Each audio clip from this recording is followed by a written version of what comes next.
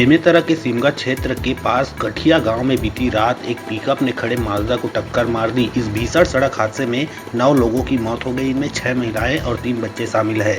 वहीं 23 लोग घायल हैं, जिसमें 4 की हालत गंभीर है। उन्हें रायपुर एम्स में भर्ती कराया गया। इस हादसे को लेकर सीएम विष्णुदेव साय ने दुख जताया है।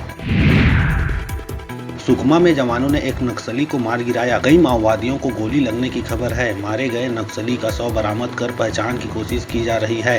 किस्टाराम इलाके में पेसेल पहाड़ के जंगल में ये मुठभेड़ हुई। इलाके में सर्चिंग जारी है। दोनों तरफ से कई राउंड फायरिंग हुई। मौके से कई हथियार और नक्सल सामान बरामद की गई। छत्तीसगढ़ में पहली बार हैदराबाद, मैसूर व मध्य प्रदेश के इंदौर की तर्ज पर वेस्ट फूड से बिजली बनाने की तैयारी चल रही है। इसके तहत जगदलपुर के डोंगा घाट में 33 लाख रुपए से एक प्लांट तैयार किया गया है। छत्तीसगढ़ बायोफ्यूल विकास प्राधिकरण ने इस प्लांट के संचालन के लिए निगम को पत्र लिखा है। प्राधिकरण के मुताबिक योजना की जवाबदेही नगर निगम को दी गई है। आगामी 7 मई 2024 को होने वाले लोकसभा चुनाव के तीसरे चरण के मतदाताओं को अधिक से अधिक संख्या में अपने मत का प्रयोग करते हुए वोट डालने जागरूक करने हेतु हेलमेट बाइक रैली का आयोजन जिला प्रशासन दुर्ग एवं पुलिस विभाग द्वारा किया गया। बाइक रैली को परिवार चौक से रामगोपाल गर्ग, पुलिस महानिरीक्षक दुर्ग रेंज एवं सुश्री रीचा प्रकाश चौधरी, कलेक्टर दुर्ग तथा संजय शर्मा, पुलिस मुख्यालय रायपुर द्वारा स्वीप लिखा हुआ हरी झंडी दिखाकर रवाना किया गया। ग्रीन आर्मी संस्था द्वारा मरीन ड्राइव रायपुर में सिंगल यूज प्लास्टिक के विरुद्ध भव्य जन जागरूकता रैली एवं नुक्कड़ नाटक का आयोजन किया गया। संस्था मीडिया प्रभारी शशिकांत यदु ने बताया कि रैली ट्रैफिक थाना से होते हुए मरीन ड्राइव पाथवे से वापस ट्रैफिक थाना में समाप्त हुई। संस्था सदस्य रैली के दौरान हाथों में लिखी तख्तियां और बैनर लेकर चलते रहे। अंबिकापुर शहर के खरसिया रोड स्थित कुंडला सिटी कॉलोनी में एक व्यवसायी के किराए के घर में रविवार देर रात भीषण आग लग गई। इलेक्ट्रॉनिक स्कूटी की बैटरी फटने से आग तेजी से पूरे घर में फैल गई। आवाज सुनकर व्यवसायी का परिवार उठा, लेकिन तब तक नीचे से ऊपर की मंजिल तक आग फैल चुकी थी। व्यवसायी के अनुसार करीब 50 लाख का सामान आग में जल गया। बिलासपुर के तारबहार थाना क्षेत्र स्थित श्रीकांत वर्मा मार्ग में रविवार देर रात एक आदतन बदमाश ने स्कूटी सवार युवक पर लाठी से हमला कर दिया। बताया जा रहा है कि पुरानी रंजिश के चलते आरोपी लाठी लेकर आया और युवक को दौड़ा कर मारने लगा। इस घटना का वीडियो भी सामने आया है, जिसमें युवक पिटाई के डर से जान बचाकर भागते दिख रहा है।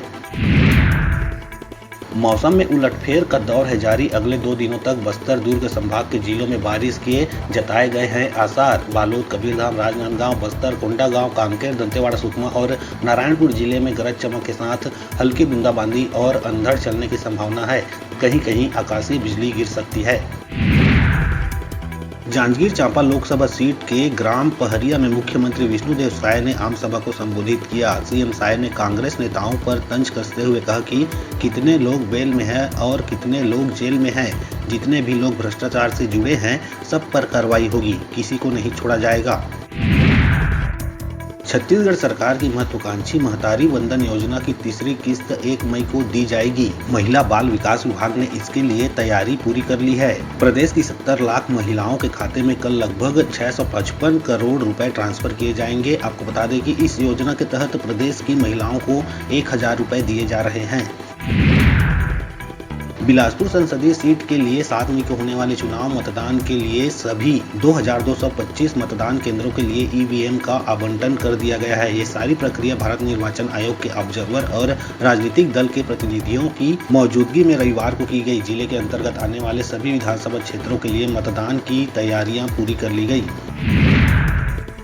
लोकसभा चुनाव की प्रक्रिया प्रारंभ होते ही बलौदाबाजार जिला निर्वाचन अधिकारी की ओर से जिले के 85 वर्ष से अधिक और ऐसे दिव्यांग जो मतदान केंद्र नहीं पहुंच सकते, उसके लिए मतदान दलों को उनके घर भेजकर बैलेट पेपर के माध्यम से मतदान करवाया जा रहा है। जिले में ऐसे 178 बुजुर्ग और दिव्यांग मतदाता है जिन्होंने आवेदन दिया था, जिनके घर आज मतदान दल पहुंचकर मतदान करवा रहे हैं।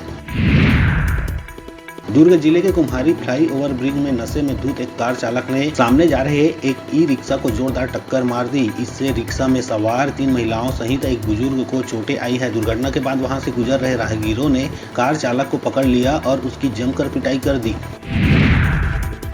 बलरामपुर रामानुजगंज वन परिक्षेत्र के इंदरपुर गांव में हाथियों ने शनिवार रात किसान के घर को तोड़ दिया। बताया जा रहा है कि 3 हाथियों का दल अलग अलग क्षेत्र में भ्रमण कर रहा है। हाथियों के दल ने अलग अलग 3 किसानों के घरों को तोड़ा। वहीं वन अमला हाथियों की निगरानी में जुटा है। एक साथ गांव में हाथियों को देखकर ग्रामीण दहशत में है।